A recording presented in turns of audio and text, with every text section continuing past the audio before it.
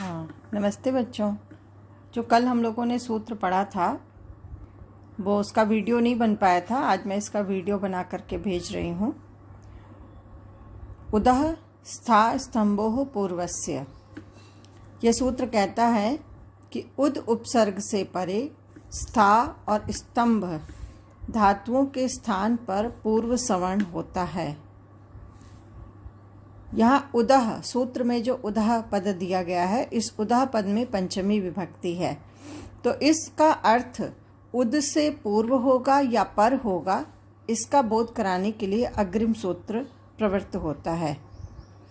तस्मात् इति उत्तरस्य, अर्थात यदि पंचम्यंत पद का उच्चारण करके किसी कार्य का विधान किया जाना है तो वह कार्य पंचम्यंत पद के व्यवधान रहित पर वर्ण के स्थान में हो। तो यहाँ सूत्र में उदाह में पंचमी विभक्ति है और सूत्र कहता है कि उद उपसर्ग से परे स्था और स्तंभ धातुओं के स्थान पर पूर्व सवर्ण आदेश हो।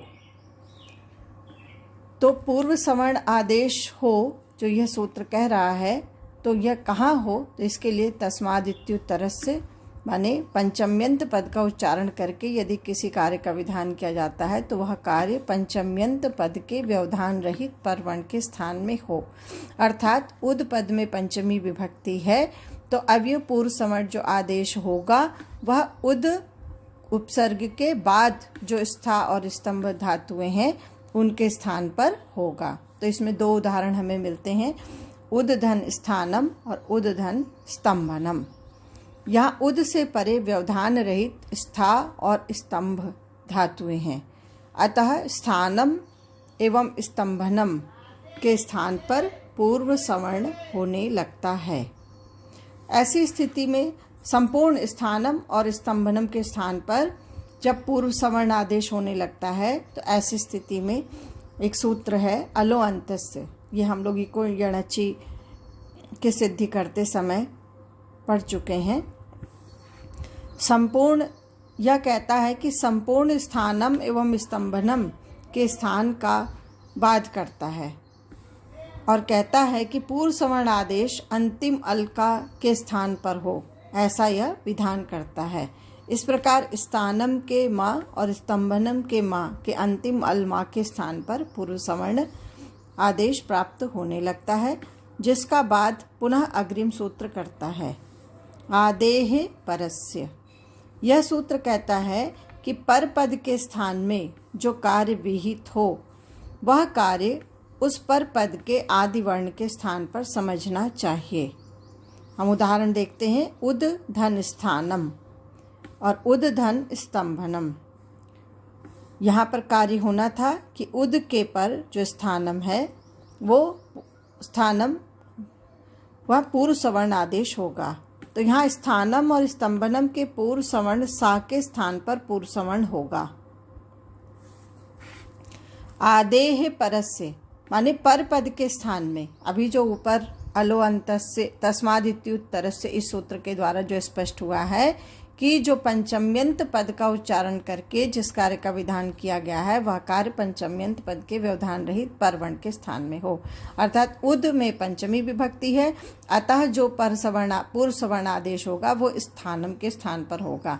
तो ऐसी स्थिति में संपूर्ण स्थानम के स्थान पर पूर्व सवर्ण आदेश होने लगता है, तब अलो अंतस्य आता है। अलो अंतस्य कहता है कि नहीं, संपूर्ण के स्थान पर ना होकर के अंतिम अल माँ के स्थान पर होगा। तो जब माँ के स्थान पर होने लगता है तो इसका बाद करने के लिए पुनः आदेः परस्य यह सूत्र आता है और यह सूत्र कहता है कि पर पद के स्थान में, अर्थात स्थानम जो कि पर पद है, इसके स्थान में जो कार्य होना है वह कार्य उस पर पद के अंतिम अल के स्थान पर ना होकर के आदि वर्ण के स्थान पर होगा। अंतिम अल के स्थान पर ना होकर के आदि अल अर्थात आदि वर्ण के स्थान पर होगा। आदेः, आदेः का अर्थ है आदि वर्ण के स्थान पर। तो उद्धन स्थानम उद्धन स्तंभनम, यहाँ पर फिर सा, इसका आदि वर्ण क्या है? सा है। तो इस सा के स्थान पर पूर्व सवर्ण आदेश होने लगता है। तो सा के पूर्व में उद का दा है और दा के सवर्ण त थ द ध न हैं और इनका उच्चारण स्थान भी एक ही है। ऋतुलसानम दंतः से ये सभी दंत उच्चारण स्थान के हैं।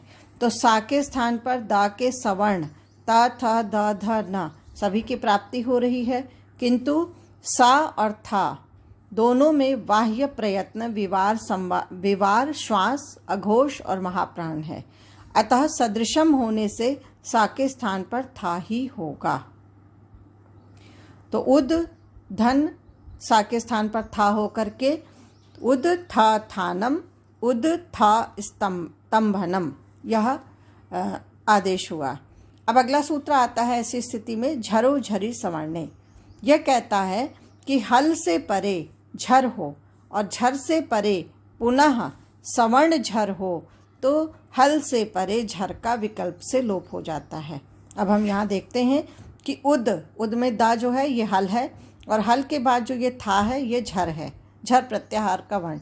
झर प्रत्याहार कहाँ से शुरू होता है? झभय झभय घटधश झब गडदश कप छटच चट्टव कपय शससर हल। तो ये झर वर्ण है। इसके बाद पुनः सवर्णी झर है था। तो ये जो सूत्र कहता है कि झरो झरी सवर्णे, झर के बाद यदि पुनः झर हो तो हल के बाद वाले झर का लोप हो जाता है। तो इस था का लोप हो जाएगा तो उद थानम। वही स्थिति इस उदाहरण में भी आती है। उद था तंबनम। था झर है और ता भी झर है और ये सवर्णी है, तो इस था का लोप हो जाएगा और उद तंबनम ऐसा रूप यहाँ पर बनता है, ऐसी स्थिति बनती है। तो इसके बाद पुनः खरीचा एक सूत्र आता है जो कहता है कि झल के बाद खर हो तो झल के स्थान पर चर हो जाता है। झल वर्ण के बाद यदि खर हो तो झल के स्थान में चर आदेश हो जाता है। अतः उद के दा के स्थान पर चर ता हुआ। तो यहाँ देखिए उत, यहाँ उद था तो दा क्या है? झल है।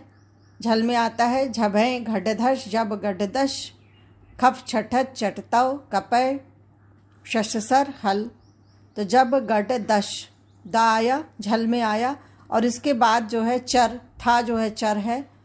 खफ छठत चटतव कपय खफ छठत चटतव कपय शससर हल। खर यहाँ ये खर है और उसके बाद झल, ये थोड़ा सा यहाँ गड़बड़ हो गई। उद धन थानम, यानी ये जो झल के बाद झल, उद्दा क्या है? झल है और झल के बाद जो है खर है। खर कहाँ से? खफ छठत चटतव खफ छठत चटतव। अब था इसमें आ गया। तो इस झल प्रत्याहार के बाद जब था है, जब था ये जो बदला हुआ रूप है ये था है तो इस झल के स्थान पर चर हो जाएगा। तो चर क्या होगा? इसका सवर्णी चर हो जाएगा ता था द, ता था द ध न। चर कहाँ से आता है? खफ छठत चटतव चटतव। तो दा के स्थान पर ता हो करके उत्थानम और उत्थानम। और यहाँ पर भी उद तंभनम था तो दा के स्थान पर ता हो करके उत्तंभनम यह रूप बनता है।